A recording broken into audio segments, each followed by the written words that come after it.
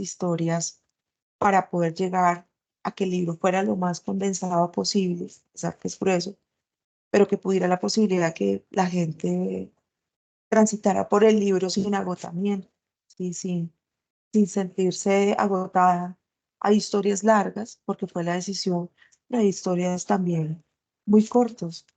Y nosotros, a esa primera parte fue como, como revisar también que cuando el primer borrador que salió del libro Participaciones, que fue el que sacaron la gente más joven del equipo, y ese primer borrador nos permitió darle tiempo a Devastaciones y la vida, que fue el capítulo más complejo, porque necesitaba que la persona, si lo decidía leer todo, tuviera la posibilidad de respirar y hablar de la guerra, genera una sensación de ahogo impresionante, más cuando hay historias tan fuertes. Entonces, la primera parte de la construcción de ese libro, que es un libro de memoria, tal vez el más fuerte de memoria de la Comisión de la Verdad, pues escoger testimonios y poder leerlos siempre en voz alta entre los equipos, colectivamente. Y esa lectura le permitía a uno, entre todos, poder hacer la revisión de lo que habíamos escogido. Y una segunda etapa fue como hilar, como hacer esa magia que se juntaban esas historias unas con las otras para que fluyera y con criterios como más amplios. Y ahí lo van a ver en el fragmento que les escogí para que leyéramos en la tarde y pudiéramos mirar lo que significa viajar entre territorios para entender por qué estos lugares, más que, a ver, que uno podría decir que perder la tierra es perder la fuente productiva y bueno, todo eso, también es perder un proyecto de vida que está construido en el lugar donde estamos. Eh, y el libro también tiene una cosa y que lo reconocimos absolutamente todos porque éramos todos personas diversas, es que en la escucha yo pongo mi propia experiencia de vida. Nadie escucha, no hay nadie objetivo. Cuando uno como que se suelta de su sensación de objetividad, puede inclusive encontrarse con las personas con más tranquilidad. Entonces yo no puedo desprenderme que yo soy de Barranca Bermeja, no puedo desprenderme que tuve que salir del lugar que quería y amaba, donde tenía una vida muy bonita, a hacer otra vida. Intenté que fuera muy bonita en Bogotá, pero no puedo dejar de desprenderme que extraño mucho mi tierra, pero que cuando regreso ya no es la mía. La mía se quedó en mi cabeza.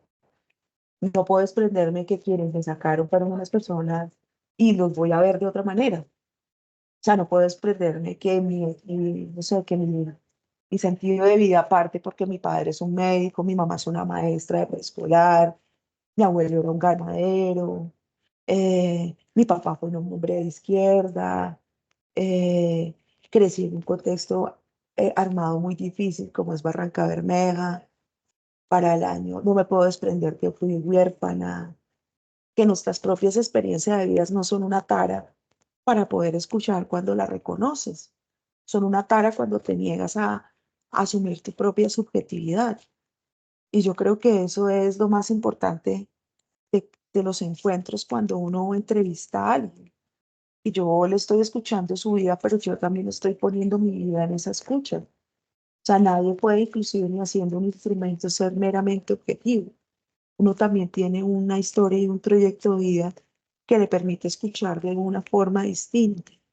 Entonces, en esa etapa nosotros hicimos como recoger todas las palabras y afinidades para que ese libro tuviera como una armonía y una juntanza.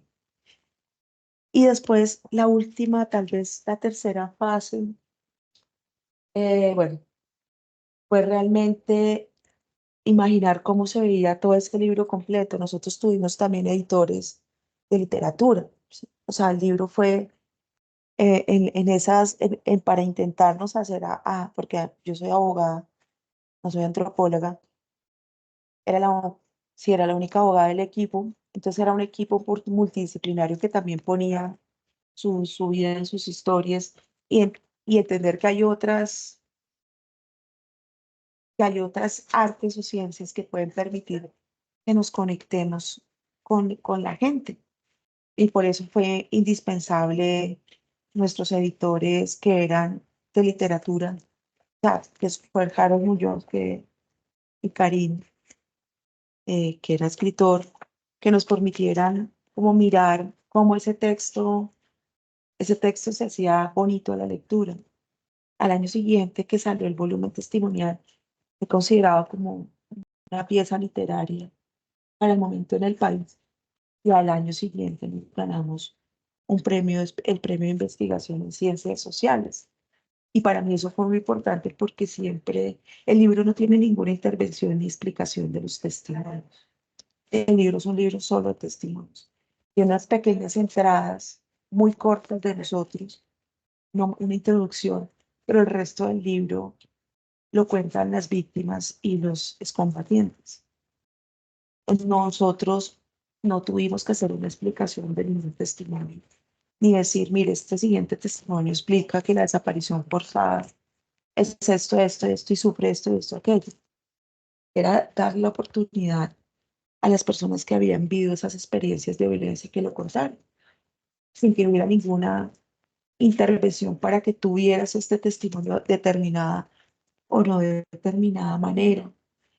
Mm, Intentamos una cosa que era muy duro, yo no sé si ustedes lo han sentido, y lo que significa interpretar los silencios. Y cuando tú oyes los testimonios, callar es una forma de testimoniar, no hablar también es una forma de decir las cosas.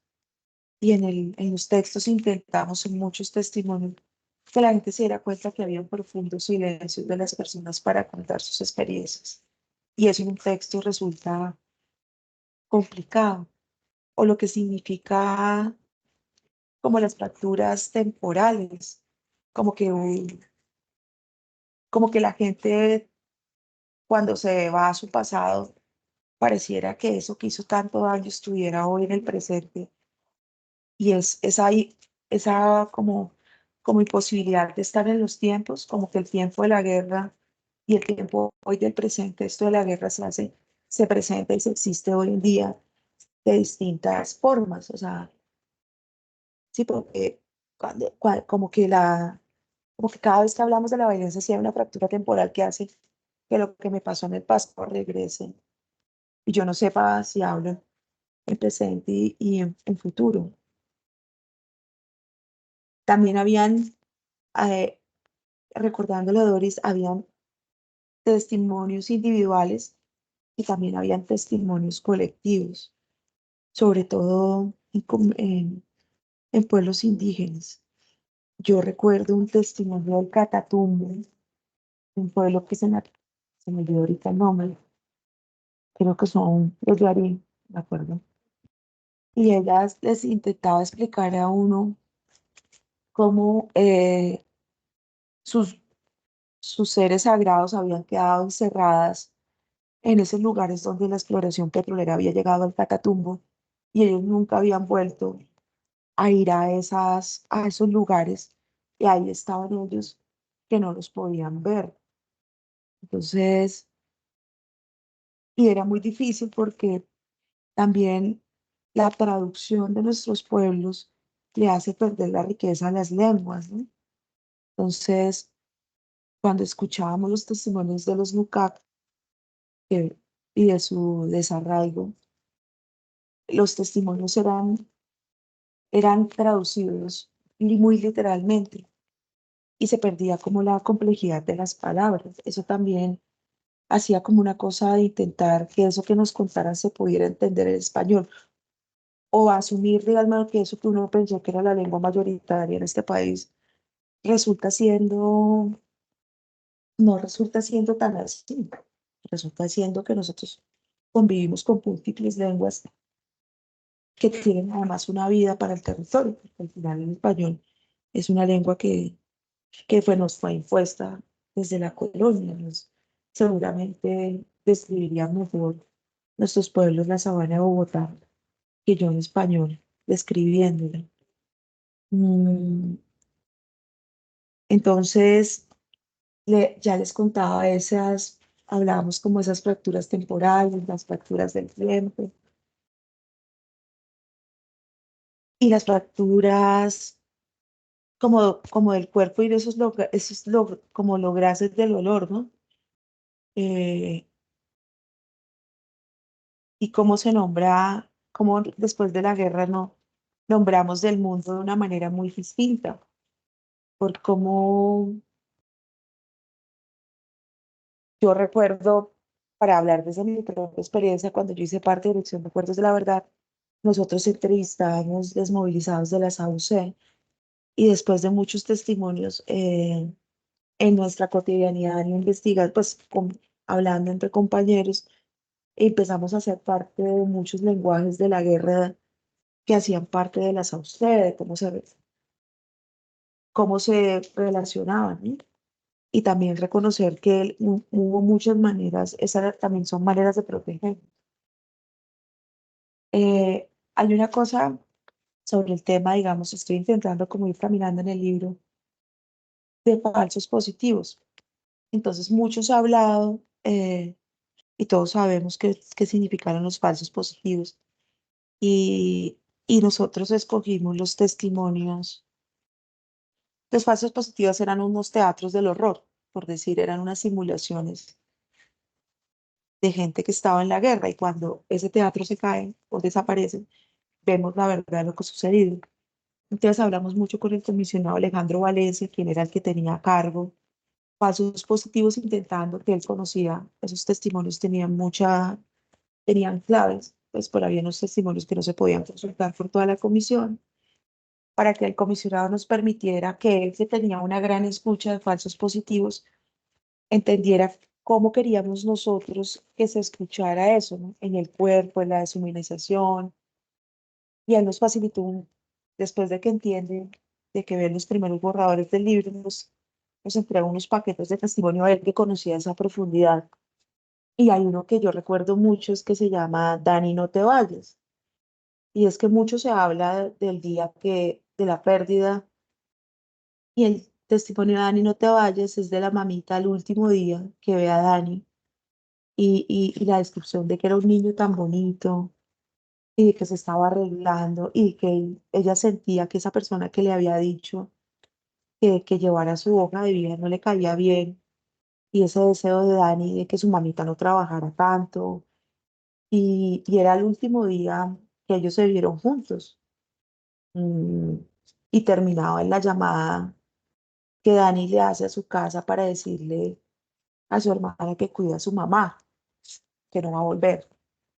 Entonces yo decía, no queríamos recordar cómo los encontraron, aunque también escogimos ese lugar, sino queríamos darle el lugar a esa mamá, como recuerda su último día con Dani, porque creo que eso conecta, no, le da un sentido más a lo doloroso que fue para nuestro país los falsos positivos y el número tan enorme de gente asesinada y desaparecidas con el único fin de mostrar bajas en combate. Y recuerdo también mm, la historia de una mamita que encuentra el cuerpo de su hijo y ya lo va a tocar y la antropóloga le dice que se ponga los guantes, ¿no? Entonces, también el lugar de la madre fue maravilloso en el libro. Intentamos que también, cuando uno habla de la vida cotidiana de los seres humanos, encuentra que la guerra es un poco más, va más allá del horror, que destruye profundamente nuestras vidas y nuestras humanidades, y que eso lo puede entender cualquier ser humano en este país, sin condición de clase, porque todos podemos tener una madre, todos podemos esperar, porque todos tenemos sentimientos que nos conectan como humanidad, que no pasan solo por lo político. Mm, entonces, ahí en esa parte hablaban, me detallaban falsos positivos para decirles que esos relatos están muy tocados por eso, por intentar mostrarnos dónde fue ¿Dónde se rompe ese mundo para la gente cuando a su hijo se lo llevan y no aparece? ¿Y cómo puede haber una conexión entre sabios? ¿Cómo hay conexiones de la guerra que no las pudimos hacer en la paz? Entonces las mamás de Soacha se conectan con lugares como el Catatumbo, lugares que seguramente esas mamitas de Soacha nunca esperaron conocer, pero los cuerpos de sus hijos terminaron en fosas en el Catatumbo presentados como muertos en combates y cómo ese lugar del Catatumbo terminó conectado en un lugar como Soacha de esa forma. Siempre pensamos eh, que,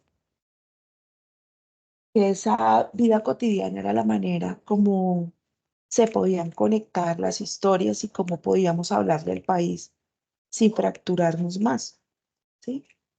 Sin tener que contar, sin centrarnos en el esclarecimiento y en las responsabilidades, aunque están, cada actor que cometió la victimización está plenamente identificado en el testimonio y nombrado como la gente lo quería nombrar, pero que iban a haber otros volúmenes que se iban a encargar de explicar con profundidad estos grandes responsables y que nosotros teníamos un lugar para comprender la guerra desde esa vida cotidiana, de eso que hacemos todos los días y que se interrumpe, que a mí me pareció realmente además sanador porque, bueno, yo sé que estamos todos aquí, algunos habrán tomado testimonios, pero con los años uno termina supremamente agotado de estar con el dolor y muy conmocionado en el cuerpo y también la decisión de volver a estar en un lugar como la Comisión de la Verdad era algo que yo realmente no sabía si quería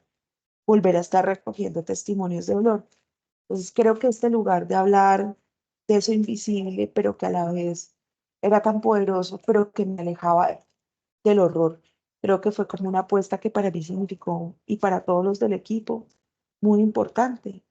Quien coordina también el libro es Natalia Salamanca, que también es una periodista que su trabajo más fuerte ha sido niños vinculados a la guerra, reclutados forzadamente, ¿no? Entonces, yo sentía que eso podía ser algo que también me podría ayudar a sanar, porque yo creo que hay una poca y profunda reflexión de lo que significa para las personas que hemos decidido trabajar al lado de las víctimas, lo que puede significar años de escuchar testimonios de violencia una y otra vez. Y yo creo que eso era algo que yo decía, yo tengo que sanar esa manera de contar, porque no puedo seguir como cargando esos dolores. Recuerdo mucho que en la Dirección de Acuerdos para la Verdad, muchos excombatientes me contaron de lugares donde habían enterrado a personas y por los acuerdos de confidencialidad yo no podía contar esos lugares y me sentía como parte de esos ocultamientos de los cuerpos. Y yo siento que este libro para nosotros como investigadores y para la gente a la que yo se lo leí, dar una oportunidad de decir, se puede hablar también de la guerra desde lugares que también permitan que nos protejamos. Y creo que recordando lo de la revictimización, yo decía, seguramente, ahorita hablando, la revictimización seguramente sobre algunas víctimas es el deseo que ellas solamente hablen de sus experiencias de dolor desde el horror, porque ese es el que ha sido como el lugar donde más parece ser que la gente se conmueve y no poder decir que extrañan las materas de su casa, no sé, o que yo de Barranca extrañaré profundamente el sol, pues siempre me pareció que Bogotá era una ciudad muy oscura y por muchos años extrañé el sol de mi tierra y extrañé a mi abuela y extrañé muchas cosas. Pero creo que si hablaban conmigo quería que contara porque había salido, que había habido una toma, que estaba haciendo asistencia humanitaria, que había detenciones masivas y que no me permitieron contar que yo extrañaba cosas muy simples de mi tierra, o sea, la comida, la posibilidad del calor, poder andar en sandalias, tener más colores en mi ropa. ¿Sí? Ese es el autor de ese, ya te digo quién es, te digo. Ese fue liderado, todos son, no son autores, son liderados por el equipo, por equipos, pero ya te digo cómo se llama la persona que lideró, perdóname, es que se me olvida. Realmente todos fueron equipos, tuvieron liderazgos. Ese lo lideró Diana Brito, y ya ahorita me acordé, perdón, qué vergüenza con Diana. Ese libro lo lideró Diana Brito, que era la persona, que era como la directora mm, de, de la investigación. Y ella lideró esa investigación. Entonces,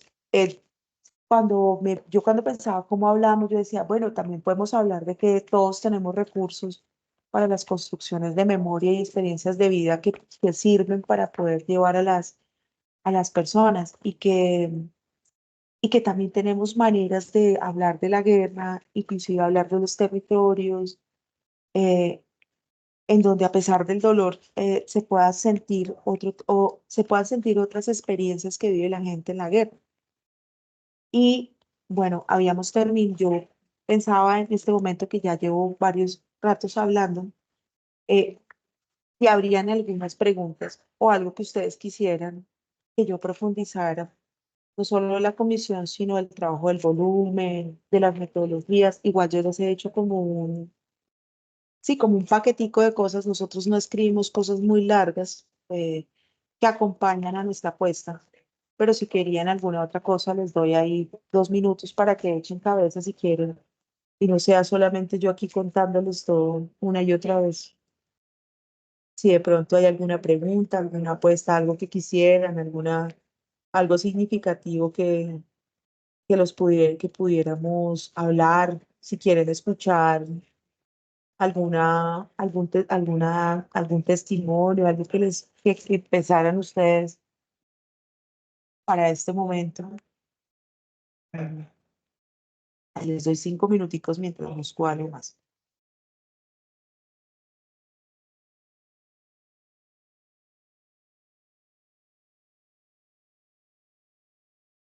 Adelante, compañera Doris. Perdón. A mí me gustaría, muchas gracias, digamos, por el relato. A mí me gustaría, digamos, desde la experiencia, cómo hacer nosotros ahora desde restitución para que esa información que ustedes tienen, o que se, perdón, no ustedes, porque usted ya hace parte de restitución, ¿no? Cómo desde la información que tiene la Comisión de la Verdad, los datos, las cifras y demás, pudiera ser más evidente en las demandas de restitución. Un poco porque allí la comisión recogió, pues en el sistema, varios hechos victimizantes de varias comunidades y demás, y cómo nosotros, digamos, por eso digo desde tu expertise, cómo nosotros lo podemos hacer más visible en las demandas para hacer pretensiones de pronto que están allí y que sabemos que no se han dado, un poco para darle continuidad a lo que se planteaba desde los comisionados y demás, cómo hacer que realmente hagamos una reparación integral y efectiva. En clave de eso, es como pensarnos más en perspectiva frente a estos ejercicios metodológicos y demás. Y me llama la atención y preguntaba hace rato por los tiempos que ustedes demoraron en campo, porque a veces nosotros a nivel institucional tenemos muchas restricciones para salir a campo, ¿sí? Y ir a recoger la información a veces se vuelve en una jornada que genera acciones con daño. Vamos corriendo 3 o 4 días, ya 4 días son muchos, o 5 días en temas presupuestales. Entonces también cómo pensarnos en esa tal vez adecuación institucional para no seguir revictimizando a las víctimas, ¿sí? Y tú lo planteabas hace rato de manera muy bonita diciendo, bueno, es que lo importante y quien más conoce de su historia, pues son las mismas víctimas y serían las víctimas las que tendrían que escribir, digamos, de este ejercicio. Nosotros como técnicos simplemente somos unos traductores de ese ejercicio, ¿sí? Y eso pues es una realidad y todos soñamos que así sea. Sin embargo, en la tarea que tenemos como técnicos, pues es también hacer una apertura, que creo que una apertura sobre esos lenguajes, ¿no? Y sobre todo desde esos diálogos que tenemos con esos otros, ¿no? Que nadie sabe lo que le pasa a nadie hasta que tal vez se le preste sus zapatos y saber si el zapato le aprieta o no le aprieta y demás cosas. Pero sí es repensarnos en esa adecuación institucional. Por ejemplo, nosotros en los temas étnicos, ir a un territorio 4 o 5 días, los 4 profesionales interdisciplinarios, eso pues es muy costoso y demás, y cada día nos restringen más esas salidas. Entonces yo siento que hacemos acción con daño, porque vamos, sacamos la información, luego vamos a una asamblea de cierre, que la asamblea de cierre se hace en un día y corren otra vez para radicar la demanda y demás. Entonces también es cómo nos repensamos esos ejercicios. Tú dices, no, nos demorábamos 4 días, 5 días, buscábamos el espacio que fuera el río, pues el lugar simbólico, la cocina y demás. Y cómo hacemos eso para realmente que sea efectivo. Es como un comentario con esas preguntitas ahí. Muchas gracias.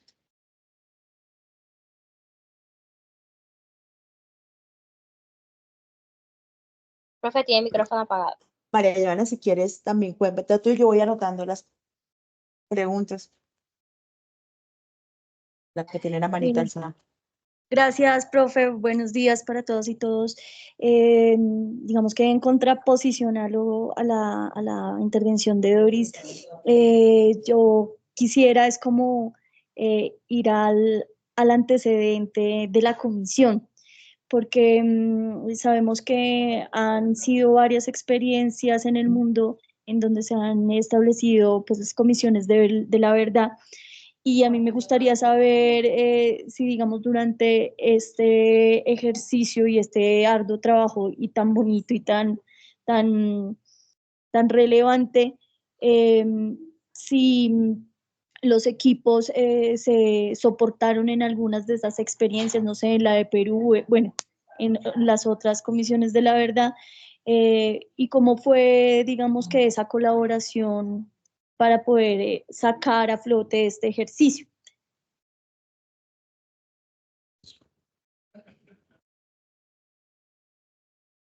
Bueno, voy a empezar por la de traducciones que está escrito. Lo que pasa es que hubo una gran ventaja, como nosotros no hicimos sendos o sea, los trabajos que hicimos con testimoniales en traducciones tenían la ventaja de que no perdíamos la comunicación, es decir, se hacía el ejercicio en lengua, después de la transcripción no se hacía la traducción simultánea y se hacía colectivamente. Después se les leía lo que nosotros habíamos, lo que había llegado de las dos traducciones. Entonces, había la posibilidad de hablar como, primero, las historias eran cortas, ¿no? Que es una diferencia, digamos, a una complejidad. Era por lo menos cuando fue lo de, nosotros estuvimos en Guayunaiki y bueno, en el Amazonas, que perdónenme, pero no me alcanzo a acordar cuáles fueron las 2 o 3 traducciones que hicimos con pueblos amazónicos. Creo que fueron andoques, pero con la del Guayunaike con Javier la ventaja fue que él nos hace o sea, él nos cuenta la historia en su lengua materna, termina la historia y nos hace una traducción él. Pero teníamos la historia del Guayunaike y el Guayunaike es una lengua oral que tiene muchísimos muy buenos traductores. Entonces, entre lo que nos contó Javier que tradujo y la traducción que nos hicieron de los apartes de la historia, personas que sabían de Guayunaike, llegamos a un punto de acuerdo y después nos sentamos con Javier y le leímos a Javier la historia en español. Y al leer la historia en español en Javier, le íbamos diciendo, porque lo que le pasa a muchas, bueno, yo no soy lingüista, pero las palabras, antes no, seguramente al español no los pasaba, pero las palabras en sí mismas tienen una relación con el territorio. Había una palabra que era árbol, era muy larga en un pueblo amazónico y decía más o menos de un ser que se arrancaba desde la tierra, iba hasta el cuerpo y se alzaba.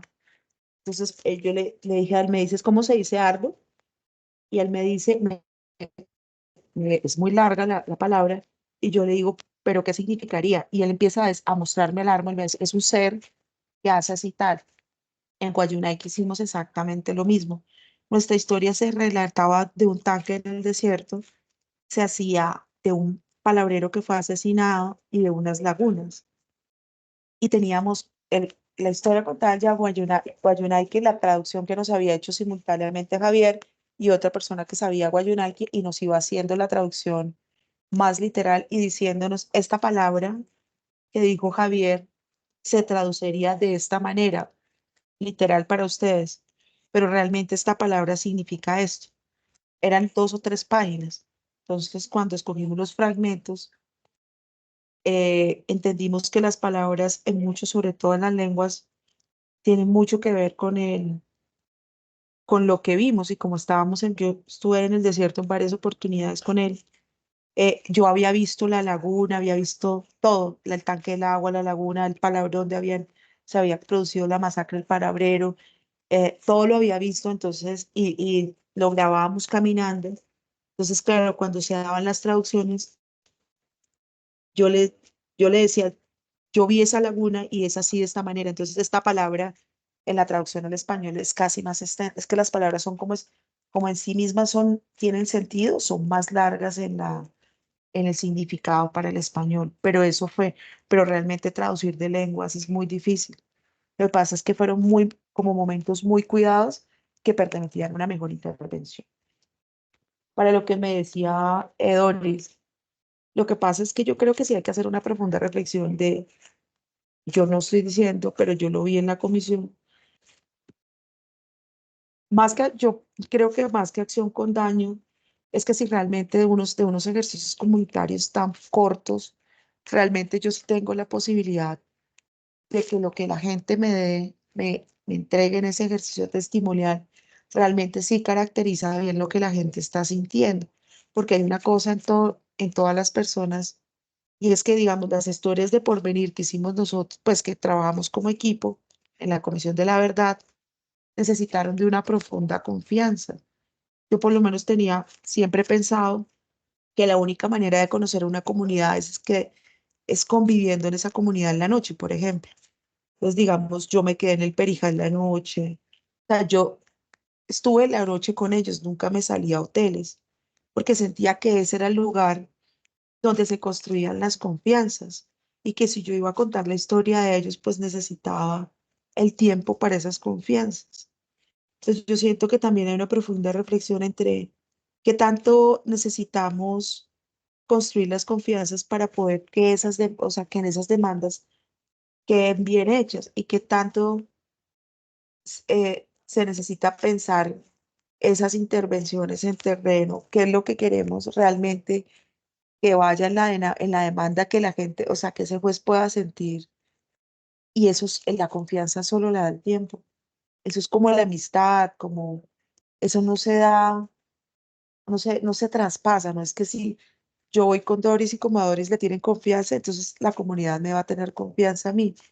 Y yo creo que indistintamente del tema presupuestal y todo eso que yo no podría decir, yo siento que yo creo que me sentí muy cómoda, o sea, sentí que la gente además tiene derecho a que eso que llamamos devolución, que se llama devolución, realmente lo sea y no sea un ejercicio donde le decimos, mire, nosotros esto, sino que tenga el tiempo, sobre todo porque los tiempos de la ciudad y los tiempos del campo y los tiempos de las comunidades son bien distintos. Y eso que llaman devolución implica que una persona me diga, "Ay, eso no fue lo que yo dije, ¿sí? No como que me haga como que me valide lo que o que me diga a mí no me interesa, ¿sí? Creo que yo pienso que es más, sí debe haber una adecuación institucional y un esfuerzo por entender que los tiempos son indispensables para las personas y para las comunidades. eh, y que la guerra se demoró un montón para cerrar y reconstruir después de la guerra se puede demorar mucho más. Entonces, ¿de qué le sirve a uno unos ejercicios que no dan el sentir de los pueblos? Pero en lo de antecedentes, yo, pues, nosotros como equipo, bueno, en la comisión, Carlos Berestén participó en Guatemala Nunca Más, que también tiene es más o menos temática, que es el que trabaja exilio y él trabajó en la de Perú. El comisionado Alejandro Castillejo estuvo en Sudáfrica. Él estuvo en sus estudios Él es un crítico de la justicia transicional. Ah, la critica profundamente y su quehacer académico ha sido en las profundas críticas, bueno, de la justicia transicional y, y estuvo en Sudáfrica. Y ahí, por eso el libro tiene una profunda reflexión sobre excombatientes, porque, porque él vio que en Sudáfrica, a pesar de que él sostiene que los sistemas transicionales no solucionan de facto los problemas que generaron los conflictos y que pueden hacer terminar siendo como y él me contaba una historia de Mandela, pues le contaba una historia cuando ganó Mandela, muchas mujeres renunciaron de sus trabajos como pensando que este nuevo lugar iba a ser profundo, o sea, como que iba a haber un cambio y el cambio no se da. Entonces él sostiene que la justicia, él dice Sudáfrica es el gran modelo como base de la justicia transicional, es como que todas las comisiones de la verdad son post-Sudáfrica. Entonces él hace un profundo, pues él tiene varios libros, pero en algunos hace un profundo análisis de lo que significa hablar del apartheid sin superar las condiciones, o sea, la liberación del apartheid. Liberar el apartheid no quiere decir que se hayan liberado las condiciones económicas que facilitaron y por las cuales se dio el apartheid. Entonces, en Sudáfrica, los grandes lugares, no hubo una redistribución económica después del apartheid. Entonces, los lugares simbólicos de Sudáfrica es como fueron traicionados. Al cambiar el modelo económico sobre el que se sustentaba el apartheid, si bien es cierto no existe apartheid, los negros siguen teniendo las mismas condiciones como si estuvieran en el apartheid a pesar de que no existe. Entonces él sostiene que la justicia transicional es como un paño, como un pañito de agua tibia y no dialoga con los profundos conflictos que generan, con las condiciones sociales hegemónicas que generaron esos conflictos. Y él tiene ejemplos muy puntuales en Sudáfrica también hay como un lugar simbólico, ahorita no me acuerdo el nombre, de ese, un caso que se parece mucho, pues al de falsos positivos de Colombia, o sea, es decir, dialoga un poco con estas estrategias de guerra y es un reclutamiento de unos hombres de un barrio para ir a hacer una acción armada que de antemano sabían que se iba a hacer, o sea, que se iba a llevar a acción armada, entonces simulan una acción armada con la condición para asesinarlos a todos. Y él decía que los lugares de memoria de Sudáfrica eh, habían perdido reconocimiento porque habían sido hechos por un Estado y las mamás de estos muchachos estaban absolutamente molestas por las tesis de grado que se hacían de sus historias. Y decía cómo mi dolor, el de mis hijos. Yo sigo recibiendo, estoy en esta casa y sigo siendo pobre. Tengo que recibir una y otra vez investigadores que hacen tesis doctorales de mi dolor y de mi vida. Y ya había una negación de hablar de su dolor porque sentían que Sudáfrica se había convertido y las víctimas de Sudáfrica instrumentalizadas por la investigación y que al final en ellas, en sus vidas, no había cambiado nada a pesar de la verdad. Es decir, cuando ya asistías a estos, en Sudáfrica, la Comisión de la Verdad sí tuvo como capacidad jurisdiccional distinta y tuvo cosas muy rituales con el obispo Desmond Tutu. O sea, tuvo una ritualidad para los encuentros. Entonces ella decía, es cierto que yo me enfrenté a mis victimarios porque uno de los que reclutó a los chicos era un hombre negro que traicionó pues como a su pueblo y decía, pero después de yo enfrentarlo y todo mi dolor, igual llego a una casa a aguantar hambre. Entonces, digamos, de ese lugar de la comisión si me preguntas de esos antecedentes, nace la idea de que la gente no es entregarle un libro, sino permitir que lo que me está contando tiene un sentido para su vida, que le va a servir que esto que a las comunidades del Perijá esto les va a servir para mostrar de alguna manera que el material es de ellos, que no hay nada que es que se gane, que eso se da. Esa fue, digamos, la experiencia que nosotros tuvimos. Alejandro Castillejo es antropólogo y él tuvo la experiencia de Sudáfrica y también participó en la de Perú. Y en Colombia, lo que pasa es que a nosotros nos pasa es que queremos hacer mucho siempre más, pero digamos, la experiencia de Guatemala, de Carlos Berista, es que son periodos de violencia muchísimo más cortos. Guatemala, Sudáfrica tal vez era un periodo de violencia más extenso y seguramente mucho más parecido a la realidad de nosotros. Pero cuando uno ve si uno ve, digamos, el Sudáfrica de hoy es un Sudáfrica convulso, considera que Mandela los traicionó. Y yo creo, digamos, en eso sí hubo como las reflexiones de qué tanto contar la verdad o que la gente cuenta si sus condiciones económicas y de vida no van a mejorar.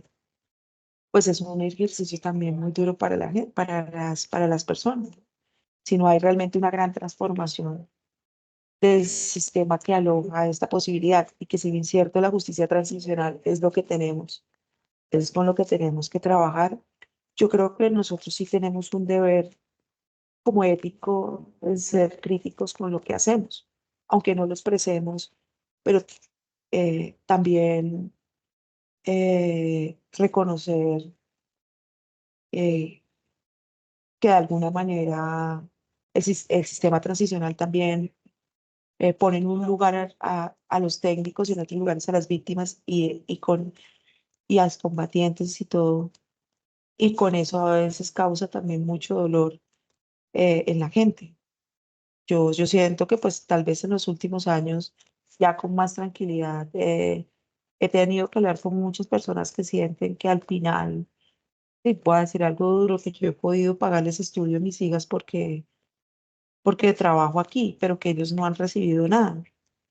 Entonces yo sí siento que uno siempre debe saber lo que está haciendo, pero ser profundamente crítico, no perder de vista que los sistemas transicionales tampoco abordan en todos los casos la raíz de los conflictos que llevaron a las guerras a otros países, que llevaron a la guerra en Perú, que llevaron a la guerra en Argentina, que llevaron a la guerra en Brasil, en el mismo Uruguay, que eran unas democracias muy sólidas, que la transformación, que si hoy vemos Sudáfrica, tampoco, a pesar de que no exista la parte, sigue existiendo una parte económica, donde unos tienen los recursos y otros no.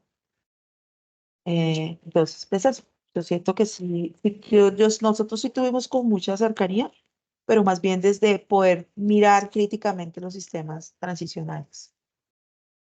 No sé si contesté las preguntas, Doris, María y Ingrid. Sí, señora, gracias.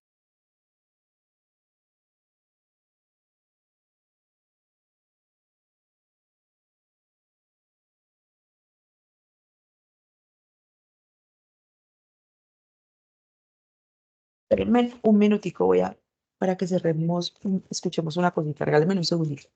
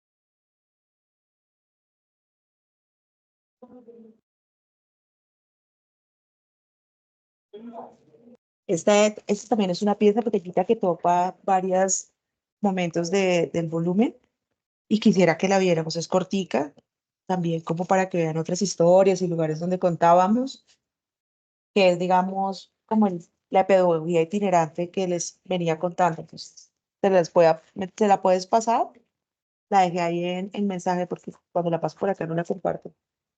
Y está en Facebook, pero es un video, es que no recuerdo cómo es el enlace a la plataforma, pero está ahí, se ve perfecto.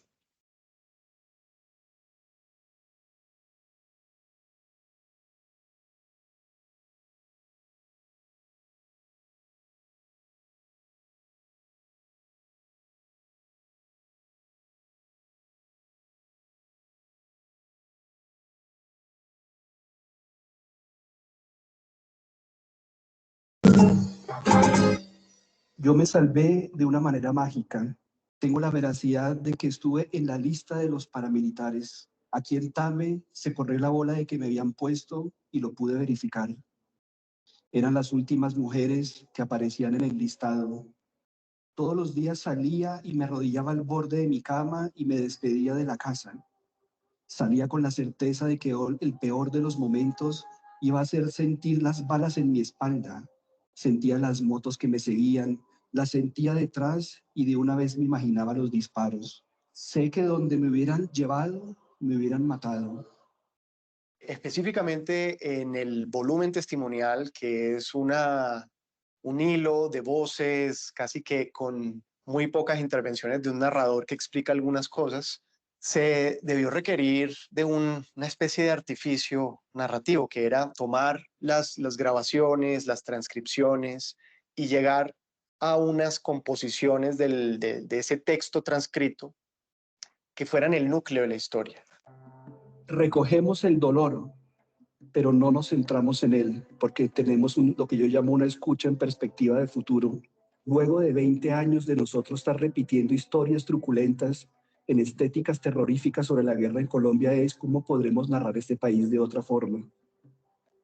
Las historias son historias no de la región donde vamos a leer, sino de otras regiones, y lo que buscan es producir un tejido conectivo y una conexión o una relación entre los seres humanos que, a pesar de los muchos lugares y los muchos tiempos y las muchas experiencias, en realidad terminan por ser similares desde muchos puntos de vista. Permite que se acerquen que quienes no conocieron la guerra se acerquen un poco a escuchar las voces y a comprender la narración, las emociones de quienes la vivieron, de reconectarse también con cómo se ha vivido en otras partes del país.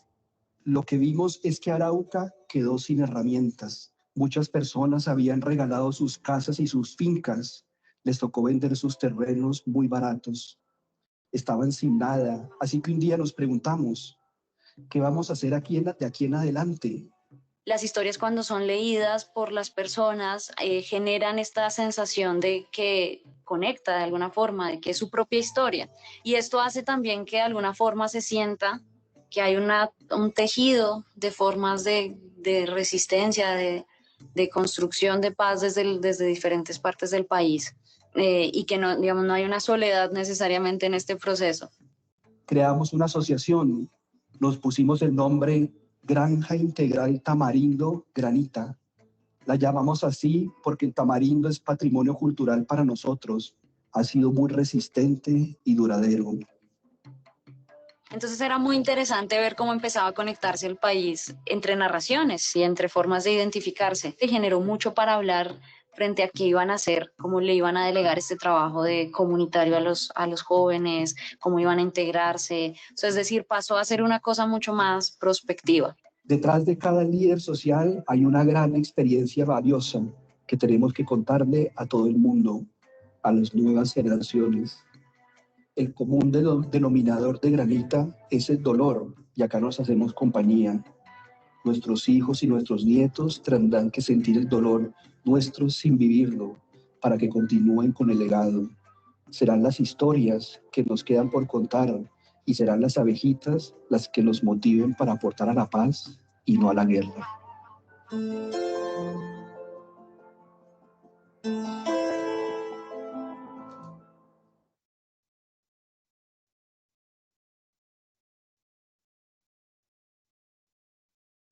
Oremos el siguiente que te acabo de pasar ahí como para ir cerrando con el tema de...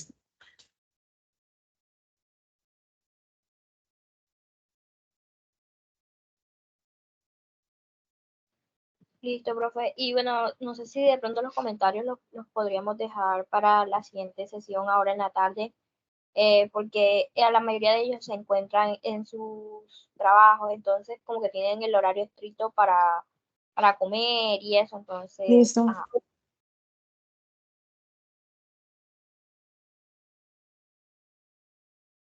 ¿A qué hora retomamos clases entonces?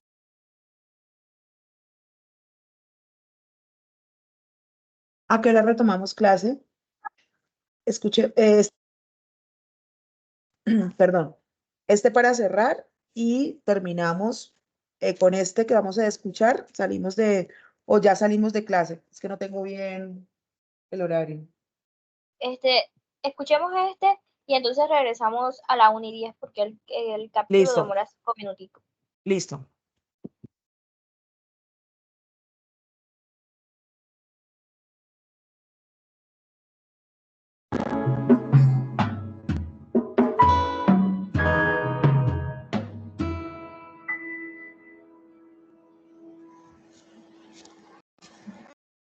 El volumen testimonial del informe final de la Comisión de la Verdad. Eso es un volumen de historias, fundamentalmente. Es un volumen de relatos que giran en torno a esa cotidianidad. Y es un volumen también que en cierta medida es bisagra, si se quiere, porque está justo en la mitad de todo el informe final, entre los grandes relatos históricos y los temas específicos y concretos que tienen algunos de los capítulos concretos del informe. Entonces es un libro que junta, que conecta historias, que crea una red de resonancias, que habla de lo humano y de lo más humano que hay detrás de todas estas experiencias. Desde que nació, yo le vi una diferencia. Uno lo bañaba y no era como otros niños que se ponen como armónicos y se les para el pipí. Él no era así. Le fui descubriendo al niño que le gustaba era jugar más con muñecas, pintarse, ponerse los zapatos míos, la ropa mía. Supuestamente asesinaron a mi hijo que porque era vendedor de droga y que porque trata de blanca.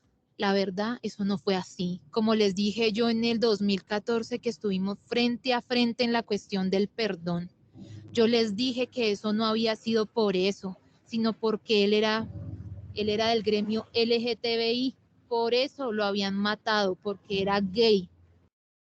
Durante la búsqueda de mi hijo encontré muchos cuerpos.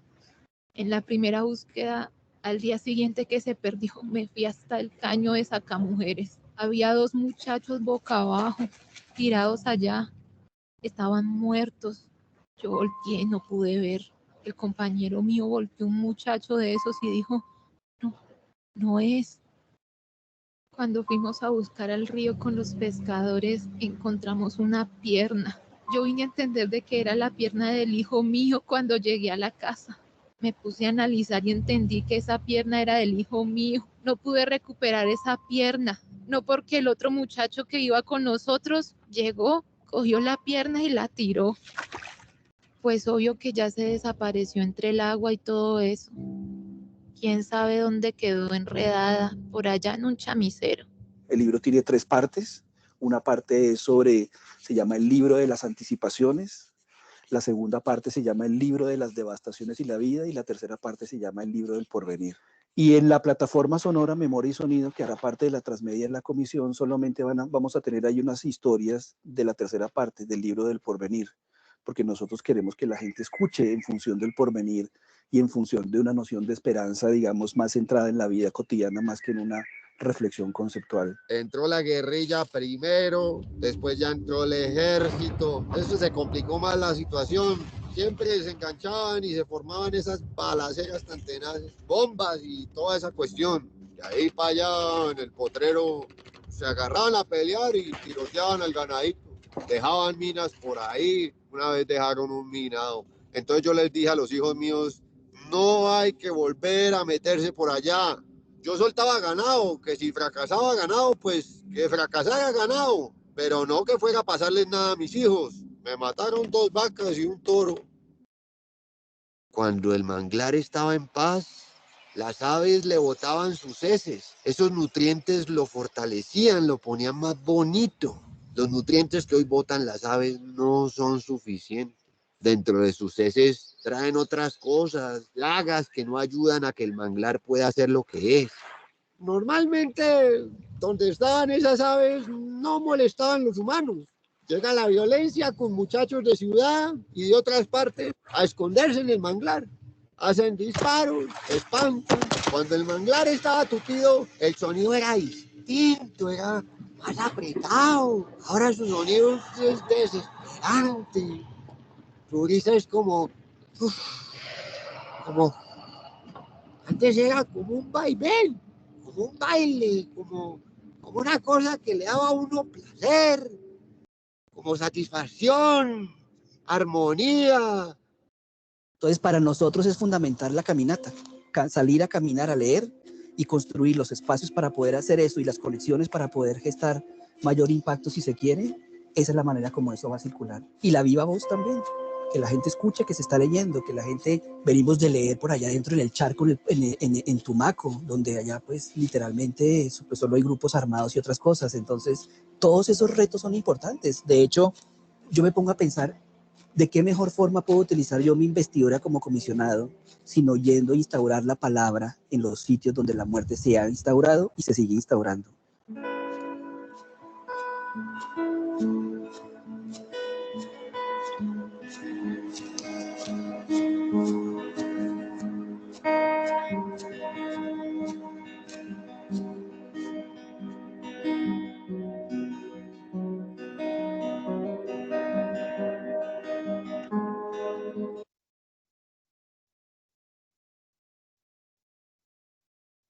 Listo, retomamos, sería a la 1:10, ¿cierto? A la 1:10 vamos a retomar para las Sí. instrucciones para el taller grupal, ¿cierto? Trabajan autónomamente y regresamos a las 3, ¿es así? Sí, señora. Ah, bueno, listo. Entonces nos vemos a la 1, 5 minuticos para, dime, Una 1:10. pregunta, bueno, para los Bien. estudiantes, si quieren que se llame lista ahora o no sé, ustedes dirán.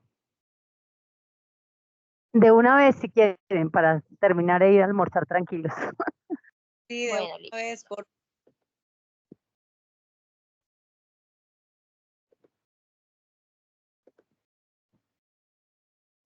Viviana Cecilia Pereira.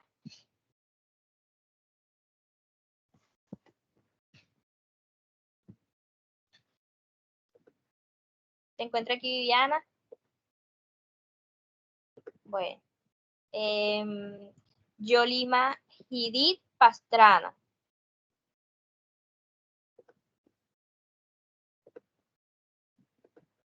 John Edison Caicedo Rangel.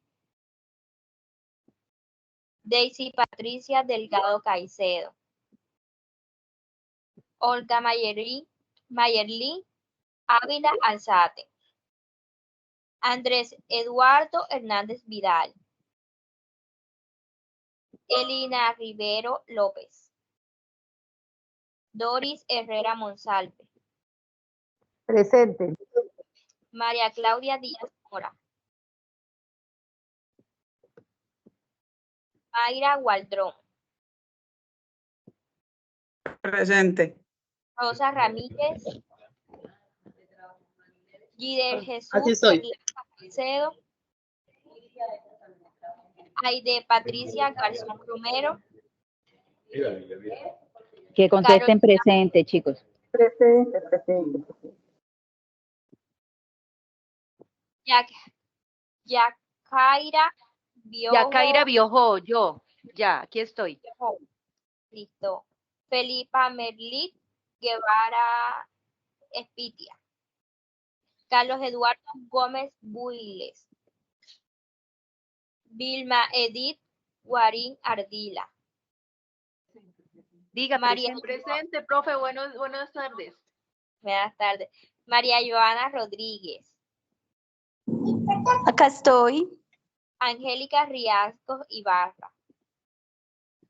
Lisette Andrea Alcalá Salas. Diego Fernando Quintero Pino. Alejandro Vidal Osuna. Lina María Gómez Núñez. Nurisabel Velosa Rodríguez. Germán Barreto Useche. Cindy Juliana Estupiñán Mantilla. Presente, buenas tardes. Buenas tardes. Juliet Tatiana Contreras Herrera. Nora Luz Martínez Luna. Presente. Presente. Carolina, ¿qué me pasó? Carolina Chávez Martínez. Ingrid Janet Egas Ibarra. Presente, profe. Diana Marcela García Rodríguez. Presente. Ingrid Tatiana Oviedo Peralta. Marlit Puscus Maca. Presente. Sandra Rivero Anaya. Doris Janet Herrera Monsalve.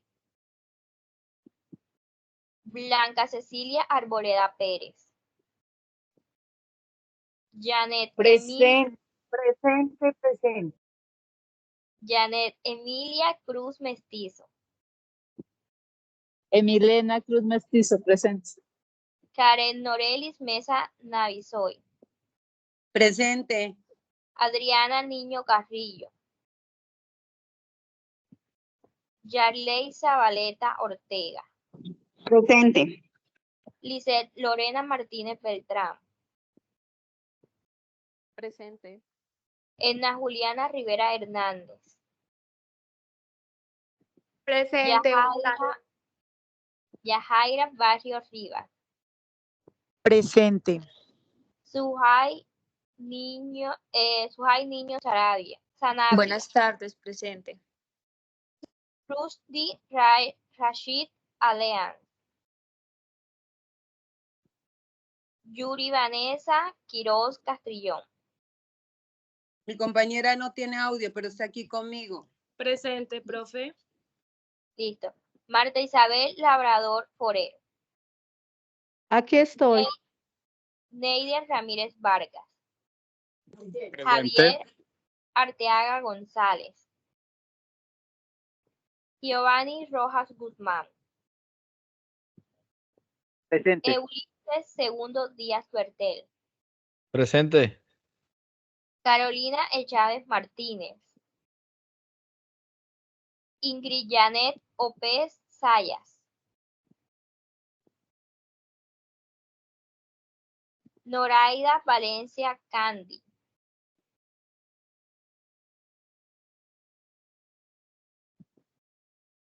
Felipa Merlí Guevara Espitia. Alejandro Vidal Osuna. Nelcy Hola, Pérez. hola, buenas tardes.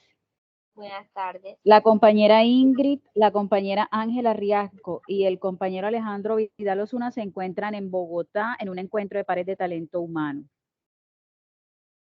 Listo. María Fernanda Álvarez Medrano.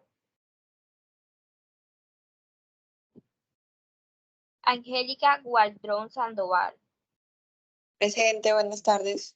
Viviana Cecilia Pereira. Presente, aquí estoy. Andrés Eduardo Hernández Vidal. Yolima Aquí, Judy aquí está la Yolima.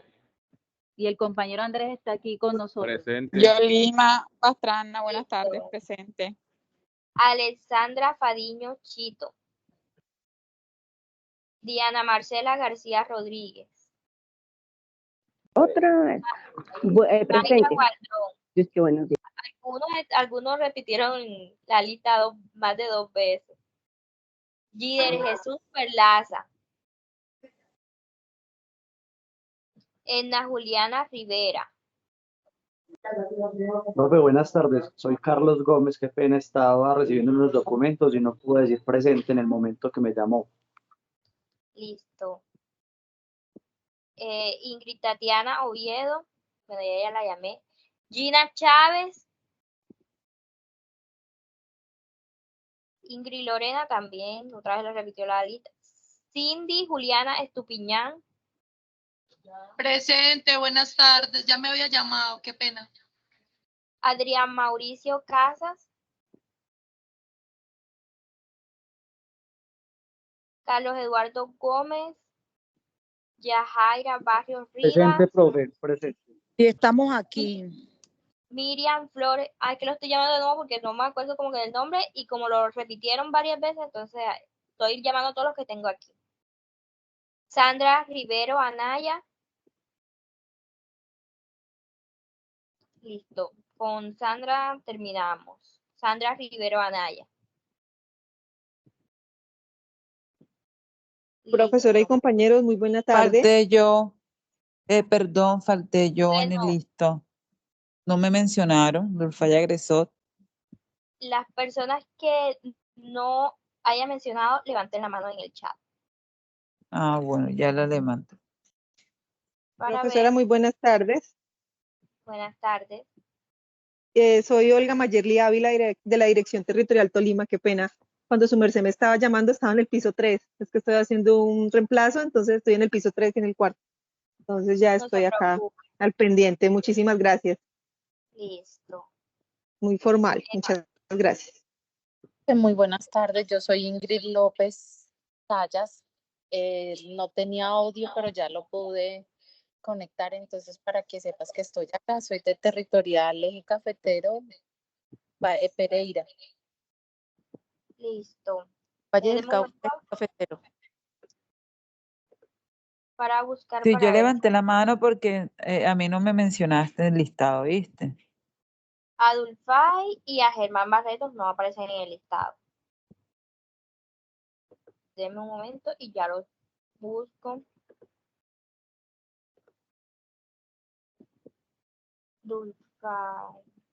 Dulfay no me aparece en la lista. Por favor, diligenciala de nuevo. Está fijada en el chat. Y Germán, Bueno, ya lo busco. Germán, tú sí me apareces en la lista. De pronto se me habrá pasado en el momento. Muchas gracias. Sería la compañera Dulfay, que por favor diligencie la lista. Y ya los demás pueden ir saliendo a comer. Nos encontramos aquí a la 1. Vamos a poner a la 1:15 por el tiempo de lista. Nos encontramos a la 1:15. listo, ya lo diligencié, gracias. Perfecto, muchas gracias. Listo, ya me salió Dulfay.